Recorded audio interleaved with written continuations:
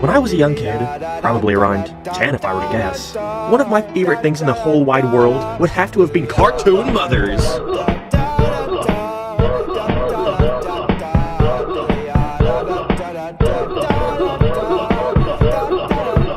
Cartoon moms are a dime a dozen, especially in adult animation where most general setups are simply your average nuclear family. So there's a plethora to choose from. Your Marge Simpsons, to your Francine Smiths, to your Cleveland Show mom, I forgot the name. The internet loves animated moms. I mean, I see tier lists for them all the time. People must really care about their personalities. And one that stood proudly near the top of my list for years was none other than Lois Griffin of Family Guy. Sure, Marge was nice and sweet, but Lois had an edge to her. She didn't take shit from no one. They were more willing to push her to certain extremes and let the comedy derive from how wild she can be, when not being restricted into filling that motherly archetype.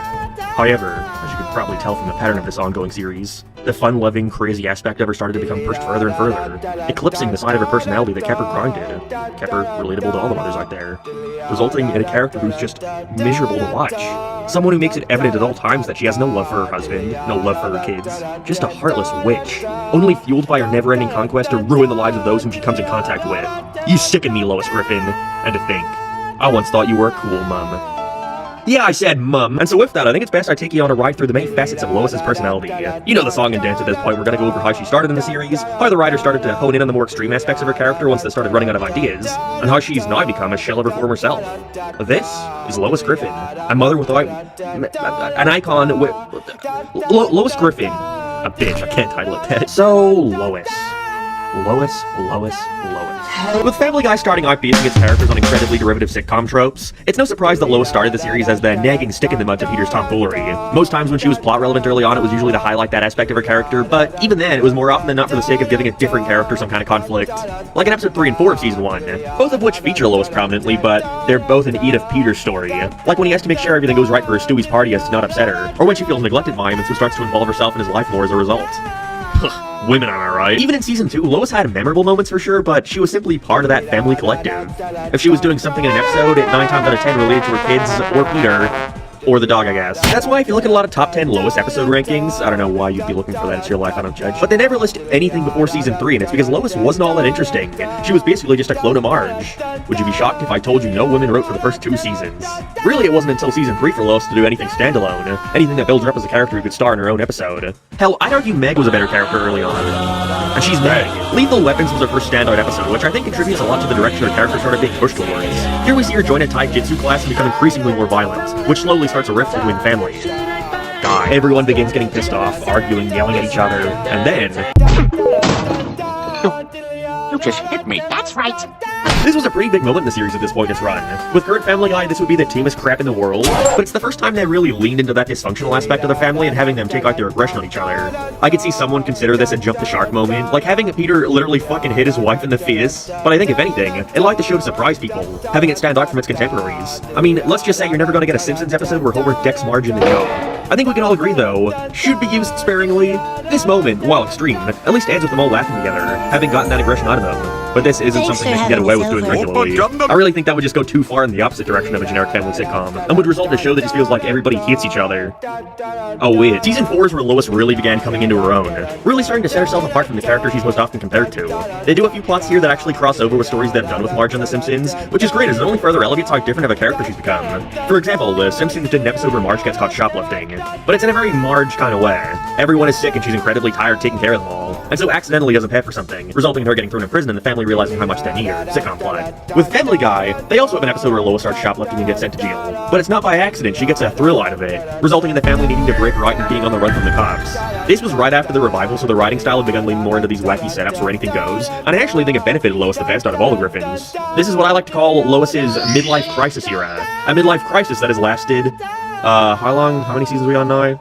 About 18 years. We had the episode where she becomes a model, she becomes a news anchor, a boxer. She actually goes through a midlife crisis at one point and tries to screw Justin Bieber. Yeah, I guess when that episode came out. The line for how extreme they could push her has been pushed more and more. And while I do like a lot of these episodes, again, this side of Lois had arguably made her more interesting than ever. But like a lot of characters in Family Guy, the writers had to continue pushing this more and more, finding new ways to surprise the audience.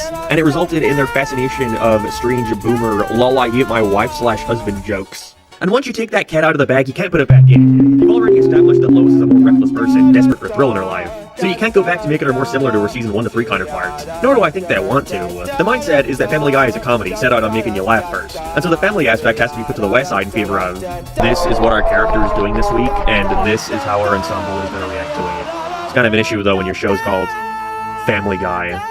Whoops. It's resulted in plenty of amusing episodes, no doubt, but it also puts the writers more in a corner. How do you top yourself when you've already established Lois to seek more in life? Well, what if we just meet her? Hit her life. It's like funny and stuff, I guess. Other families fight too, right? Not this one. It is what it is. Let's just get Stewie to college and go from there. Even as a kid, I really hated how miserable the Griffin family became. Just always at each other's throats all the time, and there's no place that shines through more than with Peter and Lois's marriage.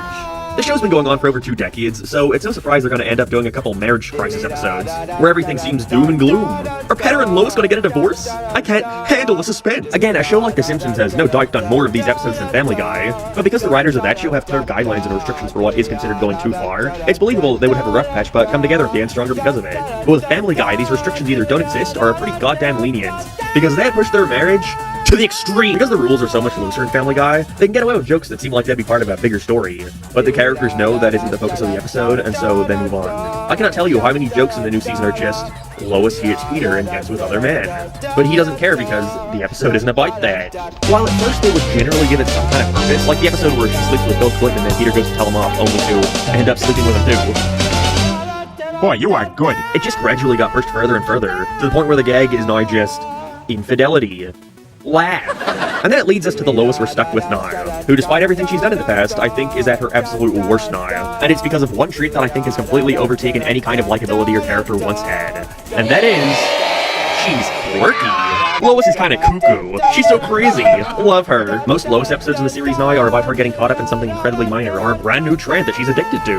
Like when she got into minimalism and starts trying to declutter the house, going completely overboard and becoming deranged, emptying the house entirely and kicking everybody out. Chris, I will not have your comic strip anger cluttering up my house. It's negative and it ruins my joy. It's like a more extreme version of that taijutsu episode with the rift it creates in the family, but there the extremity was at least contained into that last segment, and ended on a nice laugh between them all. But here, like most new Family Guy episodes, the ending just kinda happens. Suddenly the family finds her on the side of a mountain where she falls into a bunch of trash. So now she likes being messy again. Like, what? She was probably at her most deranged when she wanted something as minor as being labeled Customer of the Week at her local coffee place. I like that idea a lot for an episode. I can see the mindset of having something so small escalate with these massive ramifications, but they just have no restraint. She goes crazy and starts kidnapping the barista and his roommates. The police come to take her away. Lois? I'm just finishing the dishes. I'm a good person, Joe. Lois only saying okay when the police pulled up into the house sent chills up my arms. What do you do in that situation but accept your fate? That's all you can do. That right there is the peak of the season. I don't know, maybe it's just the visuals. She's got such a dead-eyed stare in her, like she's constantly disinterested in everything going on in her life. Would fit her character now for sure, but like, I don't want to follow that for a whole episode. That's depressing. Lois's midlife crisis has turned into, well, the rest of her life crisis. The writers have honed in on this new bitchy, hates her life and hates her family side to her, and that seems to be where they want to keep her at. I can only assume because it gives them the most storytelling potential, which is a shame. Like, sure, Lois was never a favorite character of mine, but like Brian at one point in time, she kept things grounded. She was the voice of reason to her family's stupidity. She was loving and caring, and so when she did reach that breaking point, you knew things were serious. And that was always fun to watch. But I guess it just became easier to make her more like every other Griffin. Why? Annoying, only out for themselves. So fuck off, Lois Griffin. You suck. That's my game.